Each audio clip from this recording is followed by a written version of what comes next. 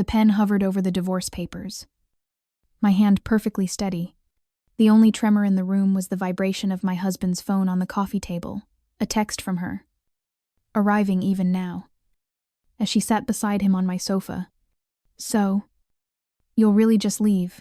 Mark asked. His eyebrows raised in a performance of mock concern.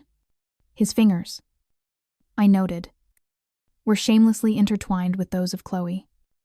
His mistress. She sat beside him on the deep velvet, custom-made sofa, my sofa. The one I had saved for 6 months to buy. The centerpiece of the room I had poured my soul into. "I'm taking all my personal belongings with me," I said evenly. My voice, a calm monotone. I placed the signed papers on the handcrafted teak coffee table between us. "Just so we're clear." Chloe's eyes, wide and hungry, scanned our my living room. They lingered on the custom brass lighting fixtures, the artfully arranged mid-century modern furniture, the hand-selected decor pieces that had transformed this dated beige box into something from an architectural magazine spread. "This place is perfect," she sighed, running her free hand along the velvet armrest. A gesture of pure, unadulterated possession. "It's exactly what I've always wanted. Just take your old clothes and whatever," Mark said, waving his hand dismissively. He couldn't quite meet my eyes. "Honestly, they just remind me of, well, you?" He then looked at a painting I'd commissioned from a local artist. "And your personal things, I guess." That fractional hesitation, that brief flicker of conscience.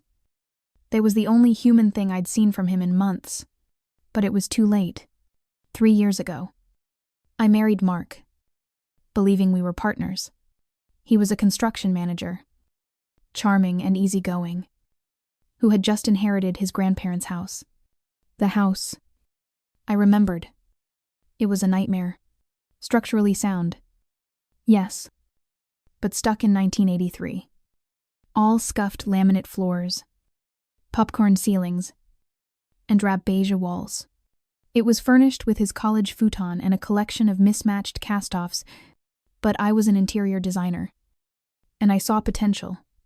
With my professional expertise and thousands of dollars from my own savings, I had transformed it.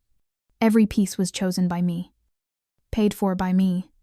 The Danish sideboard, the authentic Eames lounge, the custom window treatments, the statement lighting.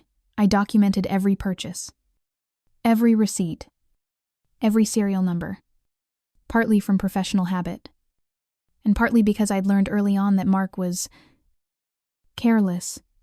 That carelessness, I discovered, extended to our vows.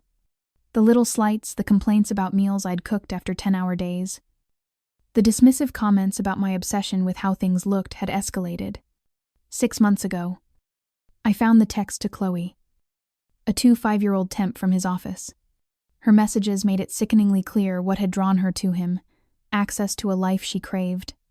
Mark has such amazing taste. She'd texted a friend, a screenshot I'd saved. His wife is just some workaholic who doesn't appreciate the beautiful world he's built. The beautiful world he'd built. The lie was so profound it almost made me laugh. I saved everything, the screenshots, the hotel receipts, the lies. When I finally confronted them, suggesting we all meet, Chloe arrived not with shame, but with an air of victory. Wearing a new dress I was sure she couldn't afford. "I just want you to know," she'd said, her voice dripping with practiced sympathy. "I never meant to hurt you. But when 2 people connect, let's just get this over with." I'd interrupted, sliding the papers across the table. "Mark and I have a prenuptial agreement. No division of property. What's his is his. What's mine is mine." Chloe's eyes lit up. She squeezed his hand. "See, I told you she'd be reasonable." Mark nodded, relief slumping his shoulders. "Karen, I mean. Elena has always been practical. He'd been getting my name wrong for months." I nodded slowly. my gaze flat. I'll have movers here tomorrow. I felt a small, sharp pang of, was it guilt? Looking at the solid oak dining table I'd imported, I had a fleeting thought. Maybe I should leave them the table. It's too big for my new place anyway. It was a moment of weakness, a residual echo of the woman who always tried to compromise. Then Chloe laughed. A high, tinkling sound of pure triumph, and the guilt vanished, replaced by a cold, hard clarity. Let me show you around, Chloe said suddenly, jumping up as if she were the host. I have so many ideas for this place. I sat perfectly still, a ghost in my own home, and watched her walk through my curated rooms, trailing her fingers over my surfaces, mentally erasing me. These light fixtures are amazing, she gushed. And this dining table, is it custom? It is, I said. Everything here was specifically chosen for the space. Perfect, she breathed, turning to Mark, her eyes shining. I wouldn't change a single thing. You won't have to, Mark assured her, pulling her into a hug. He looked at me over her shoulder, his expression a mixture of pity and dismissal. Elena's just taking her clothes and personal stuff. Right. I saw no reason to elaborate. I just nodded. The movers will be here at 9 a.m. tomorrow. Be ready. That night, I stayed in the guest room, listening to their whispers and muffled laughter from the master bedroom. My master bedroom. I didn't sleep. I calmly reviewed my detailed inventory lists one last time, checking off each item, ensuring nothing was missed.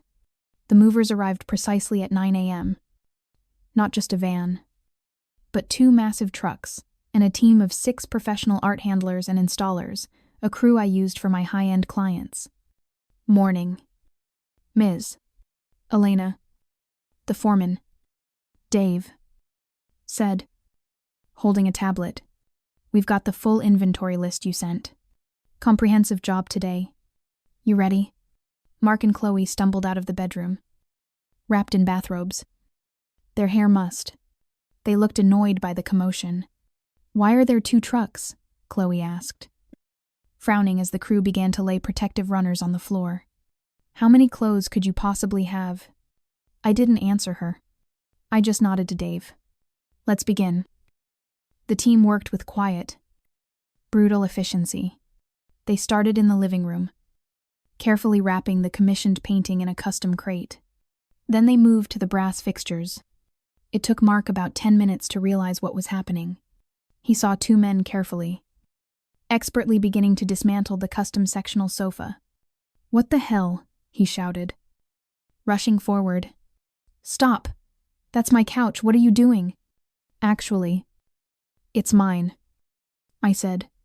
I picked up a thick, leather-bound portfolio from my bag and handed it to him. Here are the receipts, I said.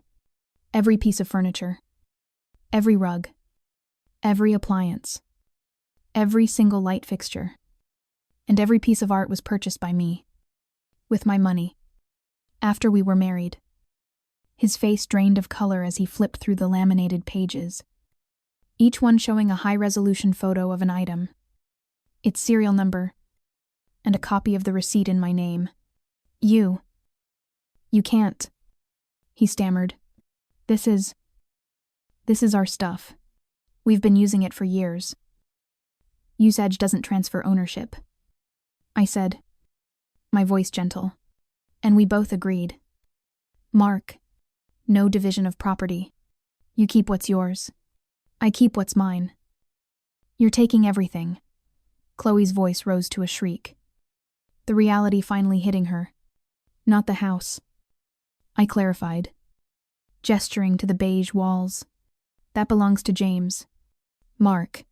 Just everything in it. Then came the misstep. As the crew moved to the dining room to detach the $5, Null custom chandelier, Mark snapped. He shoved one of the movers. Get your hands off that. It's attached to the house. It's a fixture. You can't take it. I'm calling the police. Dave. The foreman looked at me, his team pausing. The plan had hit a snag. Mark was, technically, right about fixtures. I let Mark finish his tirade, a flush of fear and adrenaline making him bold. He actually pulled out his phone, dialing 911. "Mark," I said, and he paused. "You're right. It is a fixture." I reached into my portfolio and pulled out a second document. "But do you remember last year, when you forgot to pay the property taxes, and you were 60 days delinquent?"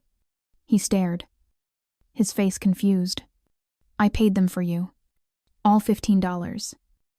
Ling ling ling," I said. "And you, in your gratitude, signed this personal loan agreement. You should really read things before you sign them."